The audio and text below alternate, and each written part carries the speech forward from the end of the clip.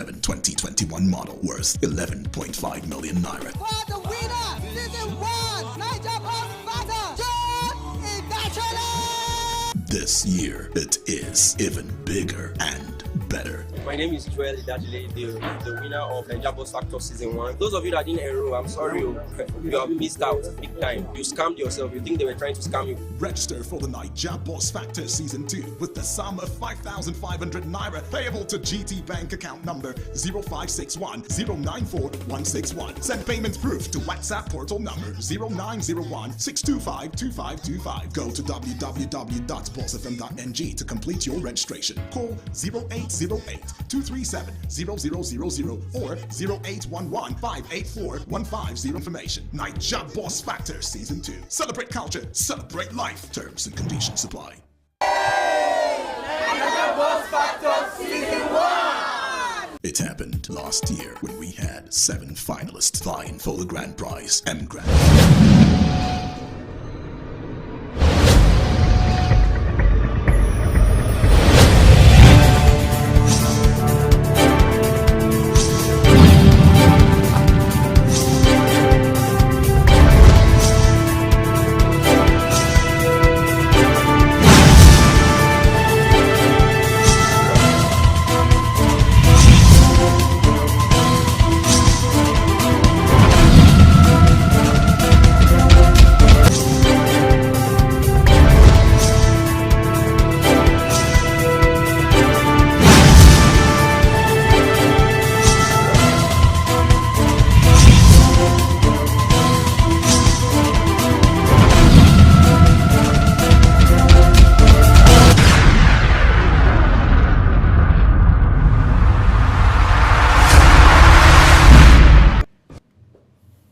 A very good afternoon. Welcome to Africa Today on Hills TV. I am Uduak.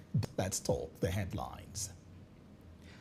And on the headlines, Buhari salutes UN world leaders for partnering Nigeria to end terrorism. Still on the headlines, Gambian president unveils new cabinet.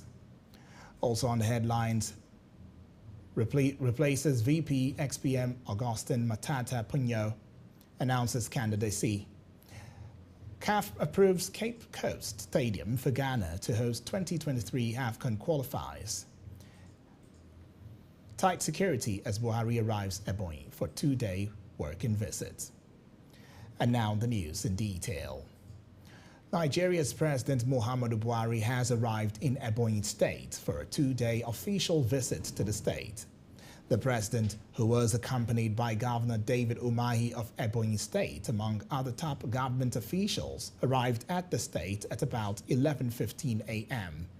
Newsmen observed that streets in the capital city wore new looks, with different security personnel seen at strategic locations.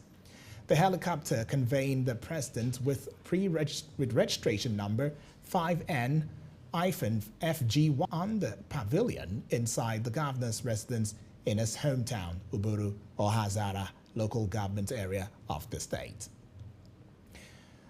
President Muhammadu Buhari has said Nigeria remains grateful to the United Nations, that is the UN, and some world leaders and their steadfast partnership in fighting terrorism. The Nigerian leader said that the spotlight on Russia and Ukraine could have easily distracted the world from other pertinent global challenges. The president's spokesman, Femi Adesina, in a statement said the president gave the commendation when he received the United Nations Secretary General Antonio Guterres at the presidential villa Abuja, Nigeria's capital, on Wednesday. President Buhari told the UN scribe that the government had started a gradual but steady process of resettlement and reintegration where citizens get encouraged to return to their farms, businesses, and other pursuits in life.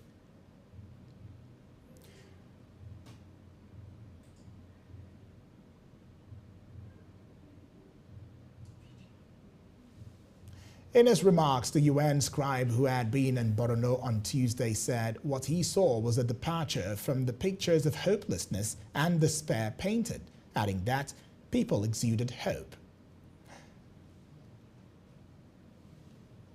Also, United Nations Secretary General Antonio Guterres also said and called for additional $351 million as part of the overall $1.1 billion for the humanitarian response plan for Nigeria. Away from that story, bringing you more stories, former President Goodluck Jonathan on Thursday described the late President Umaru Yar'Adua as a selfless leader and peacemaker. Jonathan, on his official social media page in commemoration of the 12 years of Yar'Adua's death, said he was committed to justice, equity, and other democratic virtues. He recalled that 12 years ago, Nigeria lost a patriot, a selfless leader, and a peacemaker who governed with sincerity and passion for the people, adding that the late leader's strides in public life continue to testify for him and keep his memory alive. The Academic Staff Union of Universities, that is ASUU Lagos branch, Dele Ashiru, has canvassed for the support of all stakeholders in the educational sector to support the union in its agitation for the revitalization of public universities in Nigeria. He made a plea during a virtual lecture saying ASUU alone has been under attack by the state and the general public. He opined that to solve the problems, stakeholders and students must support ASUU Africa. Stay with us.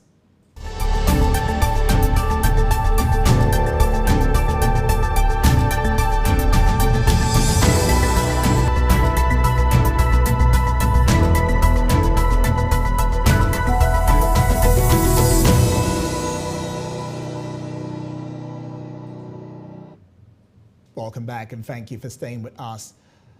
Court document on Wednesday showed that Guinea's Attorney General Maurice Lamine Camano has ordered legal proceedings against President Alpha Condé and 26 of his former officials over violence surrounding Condé's disputed bid for a third term. Condé, 84, was overthrown in a military coup last September by officers who now run the West African country. Anger against him had mounted after he altered the constitution to run for re-election in 2020, which he won. The charges against Condé and his allies include complicity in murder and assault, sexual violence and forced disappearances arising from civil unrest that broke out around the disputed election. Condé's decision to run for a third term sparked repeated protests, resulting in dozens of deaths as police cracked down with force on demonstrators, both before and after the election. And away from that, let's add on to the fact that Malian army confirmed that 3 Europeans were among a group of suspects the weekend. This was in a statement issued from the armed forces, given no further details. Mali has been in the grip of an Islamist insurgency in its northern Sahel regions for more than 10 years. The military authority, which has ruled the West African country since 2020, faces accusations of carrying out a massacre of civilians at the beginning of this month, further stating that those killed were jihadist fighters that seized power last year. The decision was also prompted by Mali's decision to use fighters from the Russian company Wagner to help in the fight against jihadists. Mali, however, has denied the presence of any Russian mercenaries in the country. And now heading out to Gambia, Gambian President Adama Barrow has appointed a new cabinet, new vice president, replacing Isatou Touré. 11 ministers were retained in the new 23-member cabinet that includes 3 women. Mamadou Tangara was named Minister of Foreign Affairs. Sidi Keita, as Finance Minister, was named the Chief of Staff, a new position created in the cabinet. President Barrow was sworn in for a second 5-year term in January.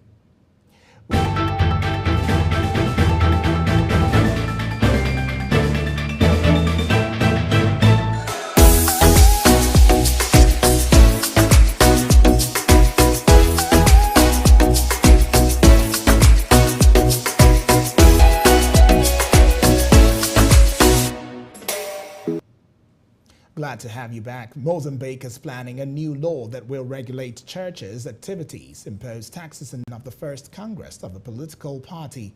Leadership and Governance for the Development, that is the LGD, the party, which was officially launched during the meeting designated the university professor and senator as its national president. According to Augustine Matata Punyo, a mode of management of public affairs characterized by strong leadership and exemplary governance is in line on which the new party is positioned. The newly invested president has accepted the choice of the Congress to make him its candidate for the Supreme Magistracy, who confirmed and affirmed that have a dream for his country. Regardless his legal troubles, the former Prime Minister of Joseph Kabila from 2012 to 2016 denounced a political plot against his person to prevent him from going through with his candidacy for the presidential election of 2023. The head of government was indicted last year by the state for allegedly embezzling more than $200 million in public funds. The Constitutional Court would later reportedly dismiss the case, saying it has no jurisdiction over the matter and encouraged other courts to hear the case. Now let's head on to South Africa and have you know that South Africa's judiciary has invited public comments on the suitability of the next Deputy Chief Justice after the President nominated Justice Mandisa Maya. In a statement, the Judicial Service Commission said the judge had accepted the nomination by President Cyril Ramaphosa. The public, law bodies and other institutions have been invited to make written submissions on her suitability. She will then be invited for a public interview. Justice Maya has been the president of the Appeals Court since 2017 after becoming the first black woman to join that court in 2005. She has previously been shortlisted for the Chief Justice position. The position was taken by Justice Raymond Zondo, who was appointed by the president in March. Justice Maya is the first black woman nominee for the position. Up next on Africa Today is sport news. It's business news. Stay with us.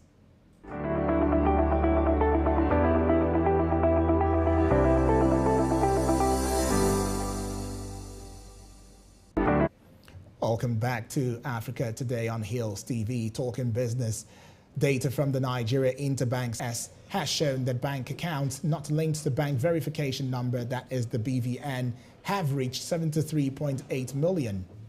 According to data from NIBSS, of the 128.4 million bank accounts in the country, 54.52 million accounts are linked to BVN as at May 1 this year, which is an improvement from 47.54 million BVN linked accounts position as at April 11 last year.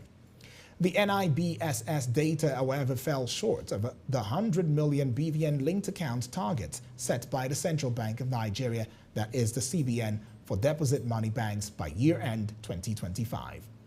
According to NIBSS, BVN is a unique identity number issued to every bank customer at enrollment and linked to every account that the customer has in the banks. According to reports, bank customers are required to enroll within a fixed period, after which they shall no longer be able to operate their bank accounts, and entails capturing of all 10 fingers and facial image.